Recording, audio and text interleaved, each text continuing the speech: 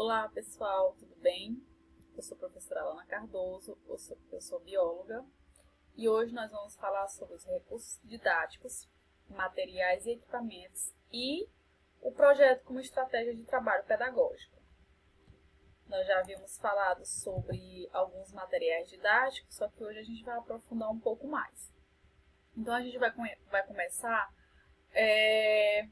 falando, o conhecimento mais aprofundado sobre equipamentos e materiais didáticos torna-se tão indispensável quanto a própria manutenção do espaço escolar e o desenvolvimento de uma consciência técnica, gestora e educadora. Então, o que isso quer dizer para a gente? Que não adianta a gente ter um mundo de material didático, ter microscópio, ter laboratório, ter livros, ter quadros, ter uma escola toda equipada se a gente não conhece esses equipamentos. Então, não vale a pena. Então, é muito importante a gente conhecer todo equipamento que a gente vai usar para uma aula prática. Primeiro, para a gente ter domínio em sala de aula, que como é que eu vou ensinar outras pessoas se eu não sei? Segundo, ensinar os alunos. É importante que a gente ensine os alunos, principalmente porque são crianças do ensino fundamental. Então, eles têm que aprender como usar aquele material.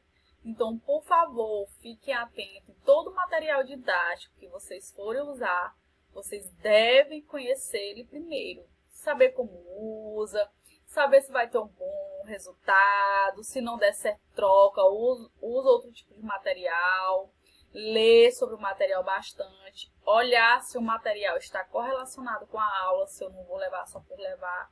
Então, todo esse conhecimento é muito importante. Então, o que é didática? Será o que é didática? Todo mundo fala didática, mas a didática ela tem dois termos. Encontramos duas definições. A primeira, a didática é como uma das disciplinas da pedagogia, que vocês devem conhecer muito bem. E a segunda, que é o que a gente vai se aprofundar, que considera a didática como um conjunto de princípios e técnicas que se aplicam ao ensino de qualquer componente curricular a fim de conduzir a aprendizagem. Então, isso quer dizer como ensinar, né? Usando algum tipo de material, algum tipo de coisa, seja uma revista, um DVD, um CD, mas a didática é como usar, como passar para outras pessoas. Então, fiquem cientes desses dois termos. Então, a classificação brasileira dos recursos audiovisuais, ele traz para a gente três tipos de classificação de material didático. O primeiro é recursos visuais, o segundo, recursos auditivos e o terceiro, recursos audiovisuais. Então, vamos olhar a diferença desses três. Os recursos visuais, que a gente só pelo nome já traz que é visão, que vai ter cartazes, fotografias, gráficos, mapa, mural, museu, o quadro, a transparência. Então, tudo isso está relacionado com recursos visuais. Para os recursos auditivos, que é da audição, temos o aparelho de som, os discos, fitas cassete, CDs, CD-ROM e os recursos audiovisuais, que quer dizer que eu posso olhar e que eu posso escutar. São filmes, televisão, videocassete, computador, aparelhos de DVD e outros também que existem. E aqui espero que fique bem claro para vocês desses três tipos de recursos. Então, o que uma sala de aula precisa, professor? Uma sala de aula de ciência? O que precisa para chamar a atenção dos nossos alunos? Que material didático, que recursos eu posso usar? Então, a gente tem aqui como alguns exemplos. Mapas do corpo humano. É bom deixar lá o corpo humano desenhado, escrito o nome das partes do corpo. E toda vez que as crianças entrarem, elas vão dar uma olhada. Isso incentiva, ela está lendo todos os dias, está observando. E pode vir o conhecimento muito melhor, muito mais rápido. Livros, armários com livros, viveiros com pequenos animais, insetos. Ah, mas será que tem que ser inseto mesmo, de verdade? Pode ser e pode não ser. Pode comprar alguns insetos que já tem formatos de alguns insetos que vêm de algumas lojas, sapo, cachorro, gato. Ou também pode fazer eles grudadinhos no isopor e colocar em exposição, depois quando ele estiver muito desgastado, trocar. Claro, né, colocar um de cada espécie, porque também a gente tem que cuidar dos nossos animais. Vasos de plantas, microscópios, estufa de germinação. Então, tem diversos materiais didáticos que podem sim ficar em sala de aula e os alunos terem ali acesso todos os dias. E temos outros exemplos também de materiais didáticos: computador, desenhos, gráficos, mural, maquete, retroprojetor, televisão, texto, transparência, videocassete.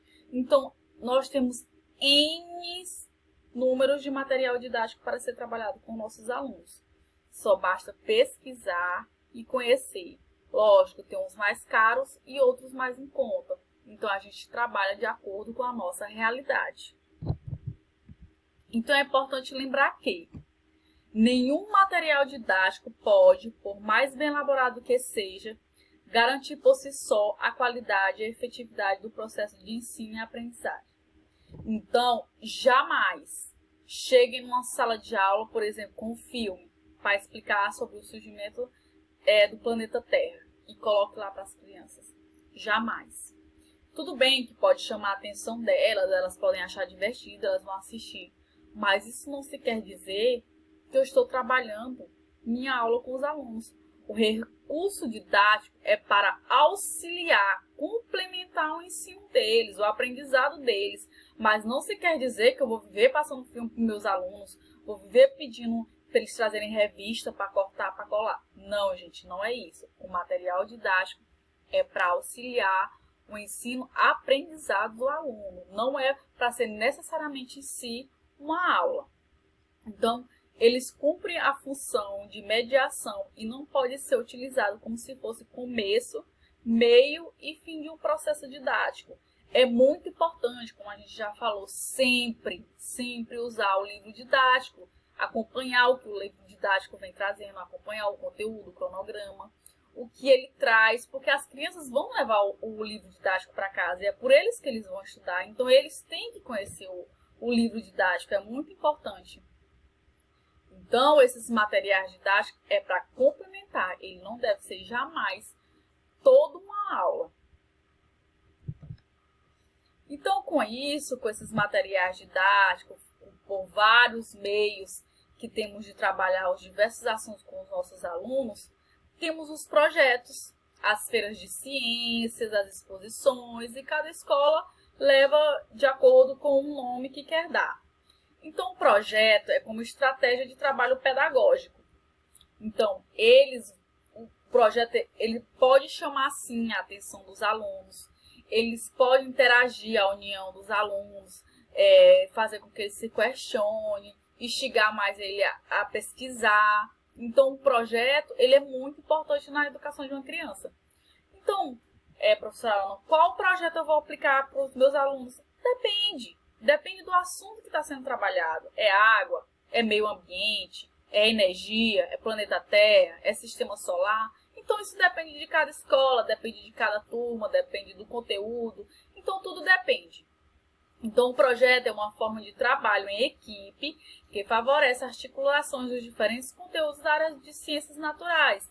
Então, num projeto, vocês podem colocar que uma equipe trabalhe com a reciclagem, outra com a água, outro com o sistema solar. Só que é muito importante os alunos se interagir e saber o que um e o outro estão trabalhando. Porque não adianta eu passar um projeto e aí eu vou passar determinado assunto para uma equipe e outro assunto para outra equipe e eles não saberem o que eles estão estudando. Então, é muito importante eles terem essa troca de conhecimento. Então, quais as etapas desse projeto? Quais são essas etapas? Lógico que tem colégios, faculdades, escolas que seguem outras etapas, outra didática, mas aqui a gente trouxe algumas etapas. Primeiro, todo projeto tem que se definir um tema.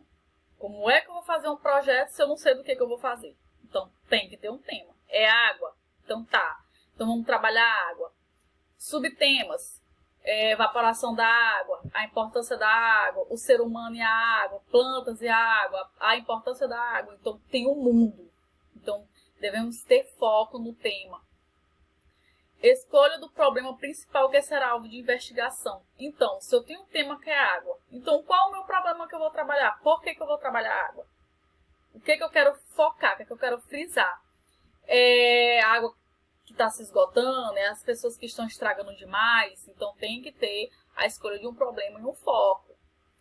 Estabelecimento do conjunto de conteúdos para que o aluno realize o tratamento do problema colocado. Então, eu vi meu tema, eu vi meu problema, então eu tenho que saber quais conteúdos os alunos vão trabalhar, porque esses conteúdos têm que ser divididos para os alunos, porque simplesmente eu não vou só jogar para eles. Os objetivos que se pretende alcançar com o projeto. Então, se o meu projeto é sobre água, então qual é o meu objetivo? Por que eu estou fazendo esse projeto? O que os alunos vão aprender? Então, é muito importante eles aprenderem que quando vai escovar os dentes, tem que desligar a torneira. Quando for tomar banho e for passar o sabonete, tem que desligar o chuveiro para economia de água. Então, tudo isso tem que ser pensado. Seleção de atividades para exploração e conclusão do tema. Então, você tem que saber o início, o meio e o fim desse projeto, para ninguém fique perdido. Previsão de modos de avaliação dos trabalhos do próprio projeto. Então, você tem que saber como você vai avaliar aquele projeto. Como eu vou avaliar os alunos? É por prova, depois do projeto? É pelo esforço? É pelo material didático que eles levaram? E lembrando, gente, a gente só pode pedir para os alunos levarem materiais de acordo com a condição de cada um. Se não podemos exigir demais dos alunos. Se a escola não pode entrar com recurso financeiro, então eu não posso exigir dos meus alunos trazerem coisas caras para fazer um projeto na minha escola. Então, a gente tem que tomar muito cuidado com isso, sempre trabalhar com a realidade dos alunos e da escola. Reunir e organizar os dados. Então, por todo o processo, eu tenho que reunir os dados, tenho que fazer o levantamento, tenho que ver como os professores se reagiram, tenho que ver como os alunos reagiram, se foi mais benefícios, se teve muita confusão, se prejudicou, e isso traz benefícios de como pode melhorar para os próximos projetos. Interpretá-los e responder ao problema inicialmente proposto. E aí, será se o problema proposto que eu coloquei, ele foi resolvido no projeto? Será se foi alcançada a minha proposta? Porque também não adianta eu ter um plano e no fim do projeto não ter alcançado nada. Então, a gente tem que tomar muito cuidado com isso. Então, todo projeto tem que ter estratégia, tem que ter planejamento, tem que ter início, meio e fim. Articular as soluções principais encontradas no decorrer do processo. Então, acabei de falar. Então, é um processo. É começo, meio e fim. Temos que ficar observando tudo, as ações dos professores, como os alunos estão respondendo, o que os pais acharam, o que eles tiraram de proveito. Organizar apresentações ao público interno e externo à classe. Então, além de apresentar para os pais, para os colegas, a turma, ela tem que se apresentar para si. Porque os amigos, os colegas de turma, eles têm que trocar conhecimento. E os professores, eles têm que sentir como que os alunos estão respondendo a tudo isso. Então, não adianta eu somente jogar um tema para o aluno. É importante ele conversar com o seu coleguinha, trocar informação, trocar conhecimento. Olha, achei interessante isso, o professor ele tem que observar. E, por fim, avaliação de tudo. Tem que avaliar o desempenho do professor, do aluno, do seu objetivo foi proposto. Então, tudo tem que ser avaliado no fim do projeto. Então, gente, aqui foi mais uma da nossa aula. Espero que vocês tenham gostado e até a próxima.